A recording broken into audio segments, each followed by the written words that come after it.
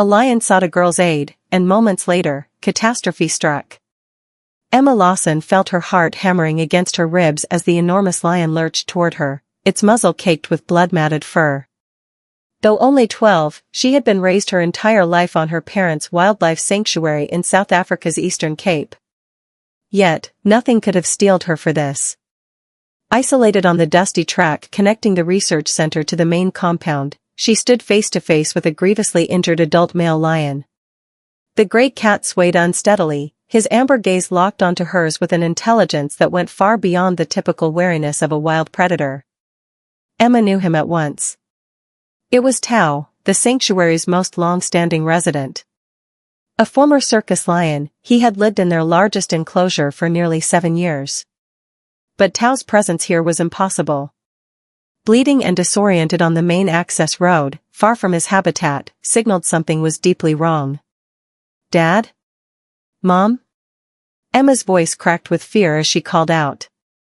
The compound lay a quarter-mile away, but her calls went unanswered. Her heart sank as she recalled that most of the staff had departed that morning for a rhino conservation effort at a neighboring reserve. Only her parents and 2 veterinary interns were left, and they were busy conducting health checks on the newest arrivals at the property's far end. Tao staggered forward another wobbly step, then crumpled onto his side, his broad chest heaving with strained breaths. A low, rumbling sound came from deep within him. It wasn't quite a growl, but a sound of anguish Emma had never heard. Blood welled beneath his muzzle, staining the dusty earth a dark crimson. Despite a lifetime of strict rules, never approach a predator without proper supervision, Emma found herself moving a hesitant step forward. Tao had always been distinct from the other rescued lions. He was calmer, more watchful, possessing an uncanny awareness of the humans who cared for him. Her father often joked that Tao was like a person trapped in a lion's body, watching and understanding everything around him. "Tao," she breathed, keeping a cautious distance. "What happened?" The lion's eyes stayed fixed on her, blinking slowly in what felt like deliberate communication. Another labored breath, another pained rumble. Emma then noticed something jutting from the side of his powerful jaw. Something foreign. The realization struck her with physical force. A snare. A poacher's wire snare was caught in Tao's mouth, coiled tightly around his lower jaw and slicing deep into the tissue. His struggles had only made it tighter, explaining the blood and his obvious torment. But how had he escaped his enclosure? And how could a snare have been set inside the sanctuary's protected borders? Emma's thoughts raced through the possibilities, each more alarming than the last. The sanctuary had faced threats before. Anonymous calls and messages opposing their conservation work, particularly the recent expansion that reclaimed former hunting lands. 2 months prior, they had discovered cut sections in the outer perimeter fence, though nothing was taken. Her parents had bolstered security patrols, but with resources perpetually stretched, vulnerabilities remained. A branch snapped in the distance, shattering Emma's concentration. Tao's ears twitched at the noise, his body tensing despite his weakness. Someone, or something, was in the nearby brush. For a split second, Emma saw movement among the acacia trees lining the path, a human figure retreating deeper into the shadows. A prickle of fear ran down her spine as the implications hit her. If poachers had indeed infiltrated the sanctuary, both she and the injured Tao were in immediate peril. The lion tried once more to rise, failing in his depleted state. Yet his eyes never left Emma's face, and in that moment, she made a choice that contradicted everything she'd been taught about wild predators, even those in sanctuary care. Tao needed help, and she was his sole hope. Slowly, Emma pulled off her outer shirt, leaving just her t-shirt. Keeping her movements deliberate and calm, just as she'd witnessed her parents do during treatments, she began speaking to Tao in a low, soothing tone. "I know you're hurt," she murmured, inching closer. "I'm going to try to help. Please don't bite me." The absurdity of asking a lion not to bite might have made her laugh under different circumstances. Now, it seemed the most natural plea. At 15 feet away, still within the danger zone her father had drilled into her since she could walk, Emma halted and took a better look. The snare was a simple but cruel design, a wire loop that had somehow snagged Tao's lower canine tooth before wrapping around his jaw. His pulling had only tightened it, cutting into his flesh and stopping him from eating or drinking. Given his weakened state, he had likely been suffering for at least 2 days. Removing it meant getting close enough to manipulate the wire dangerously near those powerful jaws and paws that could kill with a single swipe, even in his diminished condition. Emma's hand shook as she reached for the radio on her belt, standard safety equipment for everyone at the sanctuary. She pressed the transmit button, hoping desperately someone was monitoring. "Emergency on the North Access Road," she said, striving to keep her voice level. "Tao is injured. Poacher's snare in his mouth. He's outside containment. I need help immediately." Only static answered. She tried again, desperation seeping into her voice, but the radio stayed silent. Later, she would discover the poachers had jammed their communication frequencies as part of their planned intrusion. Another sound from the brush, deliberate movement this time, confirmed her worst fears. Whoever had set the snare was still nearby, perhaps waiting for Tao to die so they could take his valuable parts, the teeth, claws, and bones prized in the illegal wildlife trade. Tao growled, a warning directed not at Emma but toward the source of the noise. Despite his injury, the lion was trying to place himself between the threat and the human girl he had known since she was small. "We need to get help," Emma whispered, her decision made. Her parents would be furious, but she couldn't abandon Tao to suffer or be taken by the poachers. The sanctuary's emergency medical kit was stored in a lockbox at every half-mile marker along the access roads, including one just 100 yards behind her.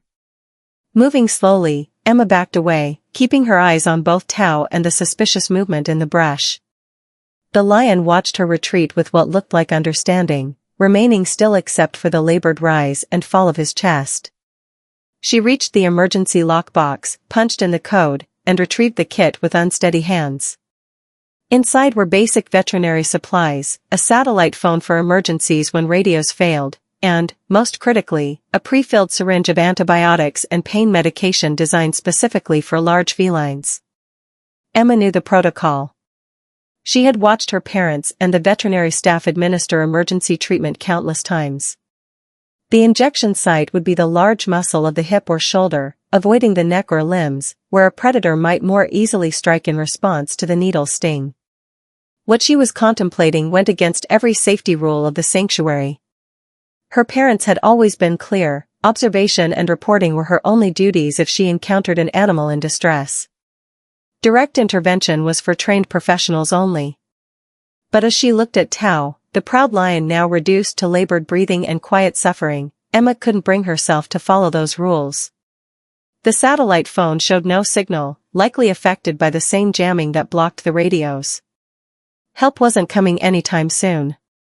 And in the nearby brush, the subtle sounds of movement continued, a persistent reminder that danger lurked just out of sight. Clutching the emergency kit to her chest, Emma made her way back to Tao, who tracked her approach with pain-clouded eyes. She stopped at what her father called the absolute minimum distance, about 12 feet from the injured lion. "I'm going to help you," she said, more to steel her own nerves than for Tao's benefit. "But I need you to stay very, very still." As if in response, the lion lowered his massive head to the ground, a gesture of either submission or simply exhaustion. Emma wasn't sure which, but it gave her the opening she needed. With trembling fingers, she prepared the injection, removing the protective cap from the pre-filled syringe as she'd seen done countless times before. The medication would help with pain and prevent infection, buying precious time until professional help could arrive. Now came the moment of truth. She needed to get close enough to administer the injection without getting herself killed in the process. Taking a deep breath, Emma stepped forward, closing the distance between herself and one of Africa's most formidable predators. Armed with nothing but a syringe, and the desperate hope that 7 years of familiarity counted for something in the mind of a suffering lion, Emma's heart hammered in her chest as she approached Tao, the syringe gripped tightly in her sweating palm. Every instinct screamed for her to maintain a safe distance. Yet the lion's suffering compelled her forward. She'd known Tao since she was 5 years old, had watched him transform from a malnourished, traumatized circus animal into the majestic creature who now lay bleeding before her. "Easy, Tao," she whispered, her voice barely audible. "This will help with the pain." The lion's amber eyes tracked her movements, but showed no aggression. If anything, there was an eerie intelligence in his gaze, a recognition that transcended the natural barriers between predator and human. Emma had always felt a special connection with Tao, often sitting for hours near his enclosure, reading books aloud while he lounged in the sun, seemingly listening to her voice. Now she was betting her life on that connection. At 8 feet away, well within striking distance, Emma paused, crouching to appear less threatening. Tao's breathing remained labored, the wire snare cutting deeper with each subtle movement of his jaw. Blood bubbled from the wound with each exhale, a sign that the damage might extend internally. "I'm going to give you medicine first, then try to remove that wire," she explained, keeping her voice steady and calm. "It's going to hurt, but it will help you feel better." Another sound from the brush nearby reminded Emma they weren't alone. Whoever was watching from the shadows was growing impatient, or perhaps bolder. She needed to work quickly. In one fluid motion, Emma closed the final distance and administered the injection into Tao's hip muscle, precisely as she'd been taught in the many emergency drills her parents had conducted. The lion flinched slightly at the needle's sting, but made no move to strike. The medication would take several minutes to provide relief, but Emma couldn't afford to wait. Keeping one eye on the surrounding brush, she turned her attention to the wire snare. Up close, the damage was even worse than she'd initially assessed. The wire had cut nearly to the bone along Tao's lower jaw, and dried blood caked his magnificent mane. A surge of anger rose in Emma's chest. Anger at whoever had set this cruel trap. Anger at the market for illegal wildlife parts that drove such brutality. Using a multi-tool from the emergency kit, Emma carefully examined how the snare was configured. The wire had looped around Tao's lower canine tooth before wrapping around his jaw, creating a cruel predicament. Any attempt to pull away only tightened the mechanism. She would need to cut the wire in precisely the right spot to release the tension without causing additional damage. "This is going to hurt for just a second," she murmured, positioning the wire cutters. "Please don't bite my hand off." Tao remained unnervingly still, as if understanding her intentions. With a quick squeeze of the cutters, the wire snapped, immediately releasing its tension. The lion jerked his head reflexively, a low growl rumbling from his chest, but he made no aggressive move toward Emma. Blood flowed more freely now that the constriction was released, but this was actually a good sign, circulation returning to damaged tissue. Emma used gauze from the kit to gently clean around the wound, revealing the full extent of the injury. The wire had cut at least half an inch into the flesh, creating a groove that would likely leave a permanent scar. "We need to get you back to the medical facility," she said, though she had no idea how to transport a 400-pound lion without proper equipment or assistance. The decision was made for her when movement in the nearby brush became more pronounced.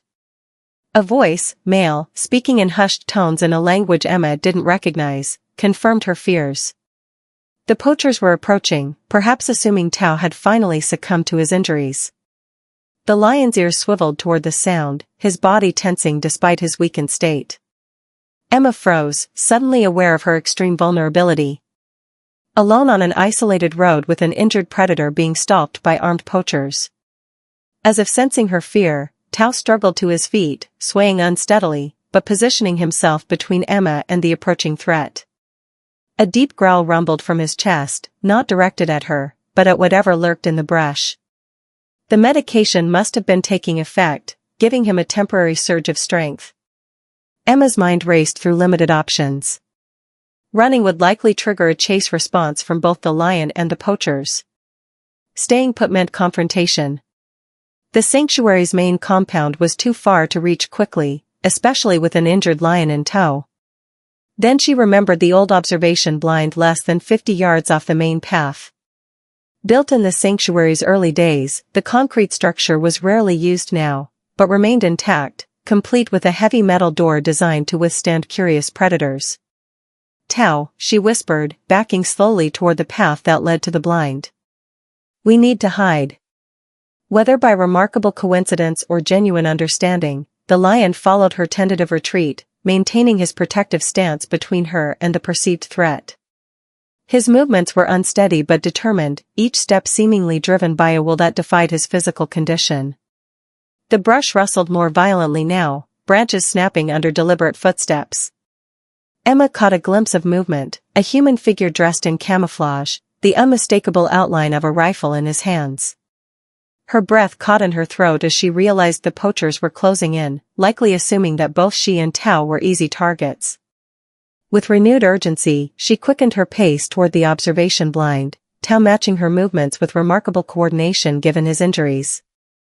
The path narrowed as they left the main road. Dense vegetation providing some cover but also limiting visibility. Emma could only hope they would reach the blind before being spotted. The concrete structure appeared ahead, partially obscured by overgrown foliage, a testament to how rarely it was used these days. Emma reached the heavy metal door, relief washing over her as she found it unlocked. The hinges protested with a loud creak as she pulled it open, revealing the dusty interior designed to hide researchers observing wildlife. In here, she urged, gesturing Tao toward the opening, unsure if the lion would understand or comply. To her amazement, Tao limped forward without hesitation, ducking his massive head to enter the confined space. Emma followed quickly, pulling the door closed behind them just as voices became audible on the path they had vacated. The observation blind was smaller than she remembered, approximately 8 feet by 10 feet, with narrow slits in the concrete walls for viewing and photography. Designed for 2 or 3 seated humans, it now felt claustrophobic with a full-grown male lion as a companion. Tao's labored breathing seemed amplified in the enclosed space, his massive body taking up most of the floor area. Emma pressed her eye to one of the observation slits, watching as 2 men emerged onto the path they had just left. Both carried rifles and wore camouflage clothing with face coverings that revealed only their eyes. They moved with the confidence of hunters, tracking the blood droplets Tao had left behind.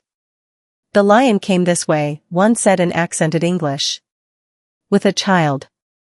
Find them, the other replied. The boss wants that lion. The girl is a problem we didn't plan for.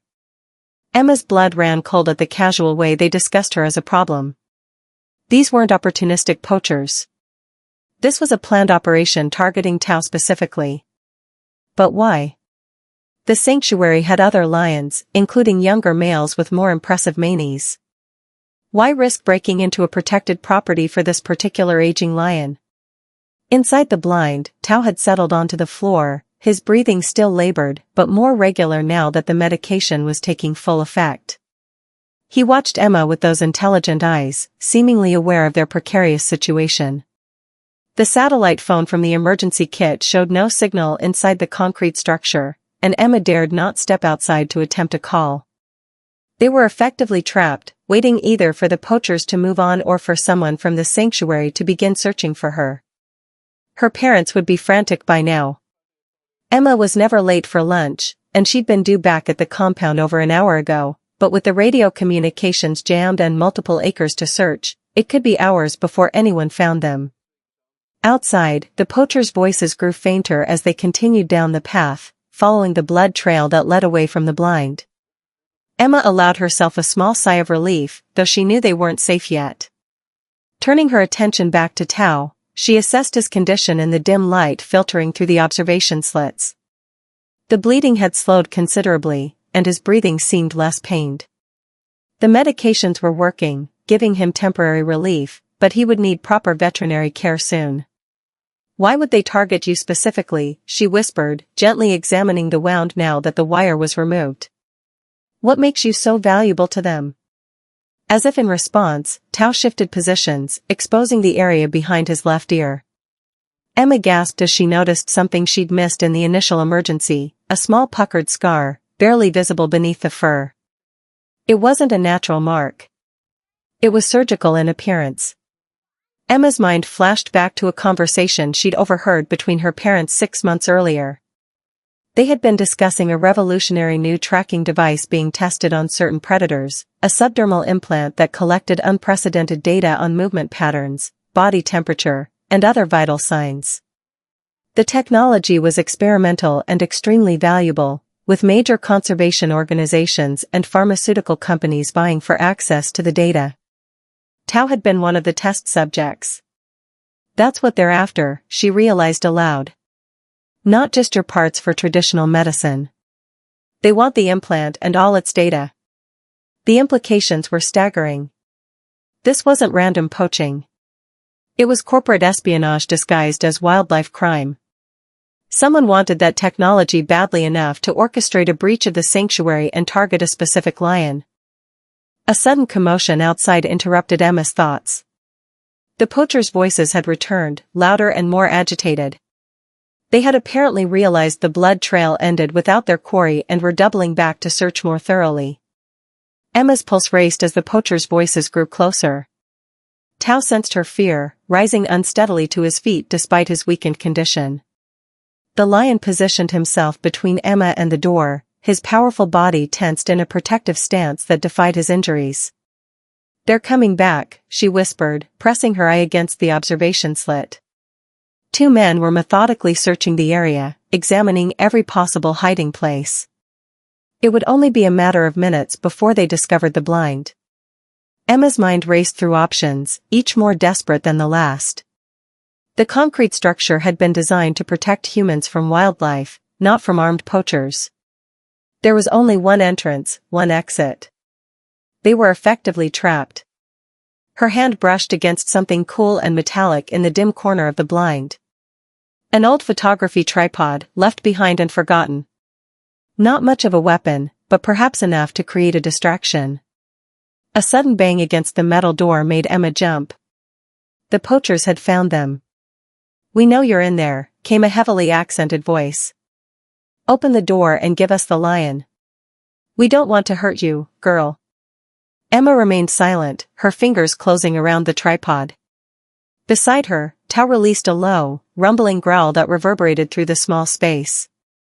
"Last chance," the voice called. "Open now or we break in." When no response came, a series of heavy thuds shook the door. They were trying to force it open. The hinges, rusty from disuse, wouldn't withstand sustained assault. Emma's thoughts turned to her parents, to the sanctuary they had built from nothing, to Tao and the other rescued animals who had found safety within its boundaries. These men threatened everything her family had worked for, everything they believed in. In that moment of clarity, Emma made a decision that surprised even herself. Instead of cowering in fear, she raised the satellite phone from the emergency kit and pressed the single button on its side. The one her father had shown her activated an emergency beacon, sending their GPS coordinates directly to both sanctuary security and local law enforcement. The poachers wouldn't be able to jam that signal. It operated on a different frequency entirely. "Help is coming," she whispered to Tao, whose amber eyes remained fixed on the shuttering door. As if understanding, the lion adjusted his stance, gathering what strength remained in his powerful body. The medication had eased his pain, but hadn't restored his full vigor. Still, a wounded lion remained one of Africa's most formidable predators. The door's hinges gave way with a screech of protesting metal. Sunlight flooded the dim interior as two men stood silhouetted in the opening, rifles raised.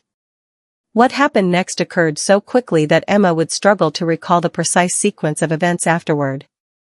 Tao launched forward with a roar that seemed to shake the very foundations of the blind. His massive body becoming a blur of tawny fur and deadly intent. Simultaneously, a cacophony of new sounds erupted outside, shouting voices, the distinctive rumble of the sanctuary's vehicles, and a sound Emma recognized immediately, her father's voice, calling her name.